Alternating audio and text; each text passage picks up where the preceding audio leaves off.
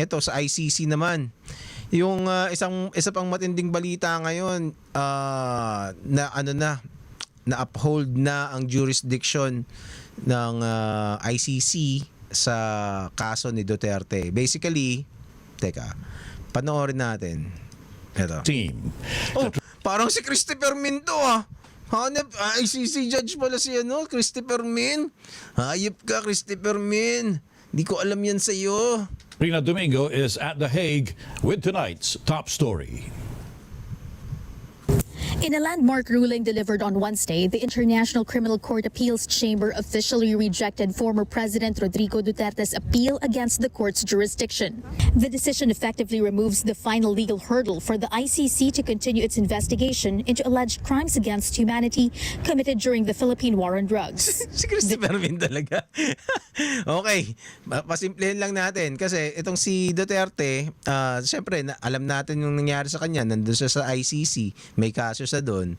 So ang contention ng kanyang legal team is walang jurisdiction yung kaso, ang ICC sa kaso niya. Basically, kasi madaming dahilan na hindi na member ng ICC ang Pilipinas and others. Okay? So ang sinasabi niya, dapat dito siya, kung kakasuhan siya, ang may jurisdiction sa kanya ay yung Pilipinas, hindi yung ICC. So ibig sabihin, kasi kahit dito sa atin, may mga technicality yan eh. Pag mali yung jurisdiction ng naanuan mo, na pagsampahan mo ng kaso, madidismiss yung kaso mo. Anyway, so ganun ng contention niya. Pinagtatalunan nila yon isang taon na. So ngayon, nag-decide na ang ICC na meron silang jurisdiction. Okay, so tapos na yung debate na yon. Finally, and they can move on to the actual proceedings. Hopefully, 'di ba? So panoorin natin. Yun lang yung balita. The chamber, by majority, found no merit in the 4 grounds of appeal raised by Duterte's defense team. Okay, so yung may appeal siya para hindi sila kasi pag na-determine na walang jurisdiction yung ICC sa kanila, edi dismiss yung kaso. Ganun lang yun. Ngayon, hindi daw, may jurisdiction daw sila. So tuloy ang kaso.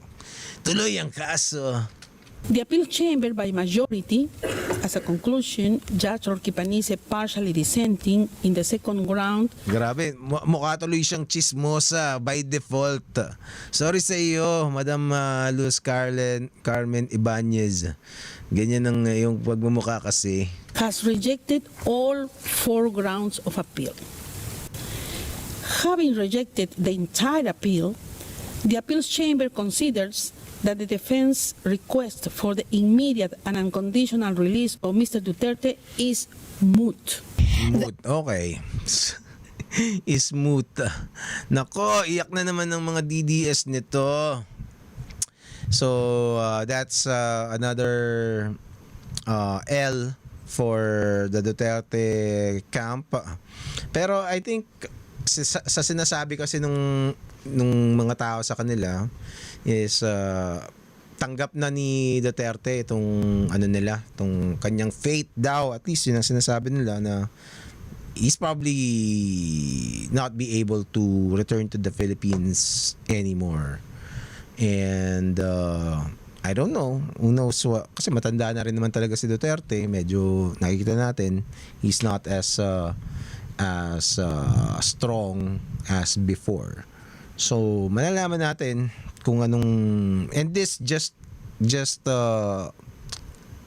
seals it even more. Hindi natin alam kung I think yung mga pamilya niya naman, I don't know, di ko alam kung anong reaction nila dito. I'm sure they're sad about their father, but I don't know. Para sa akin kasi, kung ganyan kinasuhan siya, edi tuloy na natin, 'di ba? Total nandiyan eh. So at the very least, Duterte would have malay mo mapawalang sala siya diyan. Di mo alam eh. Hindi natin alam kung kunyari lang namatay si Duterte diyan, anong gagawin nila dun sa kaso? 'Di ba? Will they still I don't know. Will they still find out kung ano talagang nangyari, or they'll just leave it there, and anong mangyayari dun sa justice? So, yun.